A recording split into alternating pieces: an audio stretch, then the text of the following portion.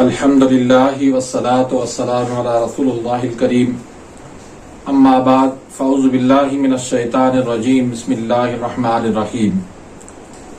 मोहतरम नाज़रीन कराम, मोहतरम भाइयों और बहनों, अस्सलामु अलैकुम रहमतुल्लाहि व बरकातुहू। अल्लाह पाक से दुआ है, अल्लाह पाक आप तमाम भाइयों की और तमाम बहनों की परेशानियां दूर फरमाए और अल्लाह पाक आपको कामिल सेहत वाली जिंदगी अता फरमाए। नाज़रीन, आज हम एक नए टॉपिक के साथ, एक नई वीडियो के साथ हाज़िर खिदमत हैं। आज का जो टॉपिक है वो है सेमन एनालिसिस रिपोर्ट पढ़ने का तरीका।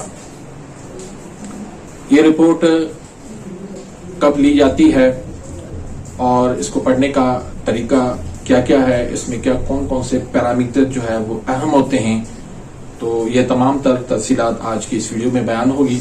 तो उससे पहले अगर आप मेरे इस चैनल पे नए आए हैं या अभी तक आपने मेरे इस चैनल को सब्सक्राइब नहीं किया तो सब्सक्राइब कर दीजिए, बेल आइकन घंटी के निशान को प्रेस कर दीजिए ताकि मेरी हर आने वाली लेटेस्ट वीडियो का नोटिफिकेशन आप तक पहुंच जाए और आप मेरी वीडियो से मुस्तफीद होते रहें।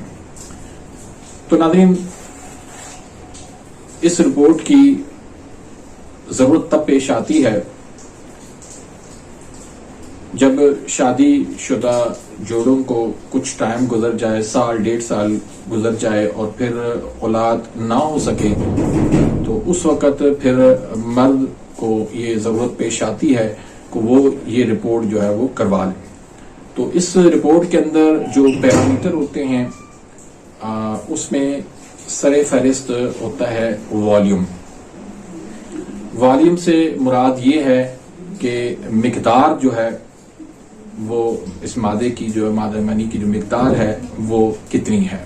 तो इसमें जो नॉर्मल मिकदार होती है वो 1.5 और उसके बाद जो दूसरा इसमें पैरामीटर होता है वो होता है टोटल स्पर्म काउंट। तो टोटल स्पर्म काउंट जो है वो नॉर्मल जो है रेंज जो है वो कम से कम जो है वो 20 होती है। तो 20 से अगर ये रेंज कम है तो ये फिर उसकी रिपोर्ट जो है हम समझेंगे कि नॉर्मल नहीं है। उसके बाद तीसरी जो चीज होती है वो होती है मोर्टेलिटी। मोर्टेलिटी होती है स्पीड, यानी स्पर्म की जो स्पीड होती है वो रफ्तार वो लाजमी होती है। इसको भी 3 हिस्सों में तकसीम किया गया है। एक तो है टोटल मोर्टेलिटी, वो ये नहीं समझिए कि आप एक्टिव मोर्टेलिटी है। उसके बाद उसमें होता है स्लो मोर्टेलिटी और तीसरी चीज इसमें होती है नॉन मोर्टेलिटी। तो इसमें ज्यादातर जो देखा जाता है वो एक्टिव मोर्टेलिटी को देखा जाता है। तो इसकी जो नॉर्मल मिकदार होती है वो 60% होती है। अगर 60% पेशेंट की मिकदार जो है वो नॉर्मल है तो इस रिपोर्ट को नॉर्मल समझा जाता है। और अगर मॉर्फोलॉजी, उसके बाद जो पैरामीटर होता है वो होता है मॉर्फोलॉजी। तो मॉर्फोलॉजी होता है स्पर्म का जो है वो शक्ल और सूरत, जैसे उसकी दुम होती है, जैसे उसका जो फेस होता है, तो उसकी जो शेप होती है वो उसको मॉर्फोलॉजी कहते हैं। तो ये जो है वो कम से कम 70% वो ठीक होनी चाहिए। अगर 70% से कम है तो मतलब कि वो जो शेप है इसका मॉर्फोलॉजी स्पर्म का वो ठीक नहीं है, तो उसका फिर इलाज जो है वो करवाना जरूरी होता है। उसके बाद पीएच लेवल होता है। पीएच लेवल जो नॉर्मल इसकी होती है मिकदार वो होती है 7.2 से लेकर 8 तक, ये नॉर्मल मिकदार होती है। और इससे अगर कम है तो भी मसला है, अगर इससे ज्यादा है तो भी इसमें मसला होता है। तो ये जो है इसके पैरामीटर होता है। आम तौर पर जो रिपोर्टों के अंदर आपने देखे होंगे तो इसमें खास जो है वो इसके अलावा जो है इसमें पस्सेल आते हैं। तो पस्सेल जो है वो अगर 1-2 हैं तो वो नॉर्मल समझे जाते हैं। अगर 1-2 से ज्यादा हैं तो ऐसे समझो कि ये इन्फेक्शन है और फिर इस इन्फेक्शन का इलाज जो है वो करवाना बहुत जरूरी होता है। इस तरह जो है आरबीसी होता है, डब्ल्यूबीसी होता है, यानी रेड ब्लड सेल होते हैं, व्हाइट ब्लड सेल होते हैं, वो इसमें आ रहे हैं तो उसका लाजमी बात है इसका जो है सेमन का जो कलर है वो उसमें चेंज हो जाता है।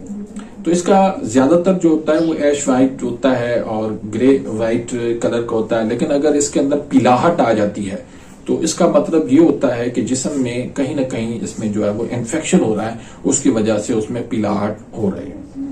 तो इन चीजों को आपने मद्देनजर रखना है। तो जब आप इन चीजों को नजर रखेंगे तो उस मुताबिक फिर इसका जो है वो आप इलाज कर सकते हैं।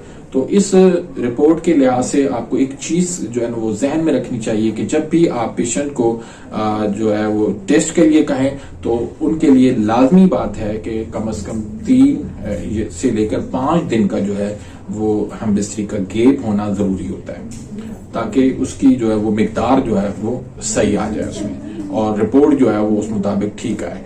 तो इस चीज का आपने मरीज को लाजमी गाइड करना है। और फिर जब भी आप इलाज करना चाहते हैं तो नई रिपोर्ट करवा लें, और जब आप इलाज मुकम्मल कर चुके हैं 3 महीने के बाद, 4 महीने के बाद, फिर दोबारा आप इसकी रिपोर्ट करवाएं और फिर उनको दोनों को टेस्टों को कंपेयर करें कि अब पहले इसकी क्या पोजीशन थी और अब क्या पोजीशन है। कभी भी आप पुरानी रिपोर्ट पे इलाज ना करें। उसकी वजह यह है कि पुरानी रिपोर्ट के अंदर स्पर्म अगर कुछ है और उसके बाद अगर आपके उनके मरीज के स्पर्म जो है वो 0 हो चुके हैं तो फिर ये होता है कि इलाज के बाद भी वो स्पर्म जो है वो नहीं बढ़ पाते और फिर मरीज जो है वो उसकी बातें आपको सुननी पड़ेगी। तो इस चीज का आपने ख्याल करना है। बाकी इसमें अगर नॉर्मल नहीं है, मॉर्फोलॉजी नॉर्मल नहीं है, मोर्टेलिटी नॉर्मल नहीं है, स्पर्म काउंट नॉर्मल नहीं है, तो पस सेल आ रहे हैं, रेड ब्लड सेल इसमें आ रहे हैं, तो इस तरह का कोई भी मसला है तो इस हवाले से मैंने एक वीडियो बनाई है, मर्दाना बांझपन, शायद इस चैनल पे होगी या दूसरा मेरा हकीम फरहान निजामानी के नाम से चैनल है, तो वहां पर ये रिपोर्ट जो वीडियो जो है वो मौजूद होगी। तो उसमें आप देखकर आप मरीज का आसानी से इलाज कर सकते हैं। तो उम्मीद करता हूं कि आज की इस वीडियो से आप मुस्तफीद हुए होंगे। मिलते हैं इंशाल्लाह नेक्स्ट वीडियो में, तब तक के लिए इजाजत, अल्लाह हाफिज।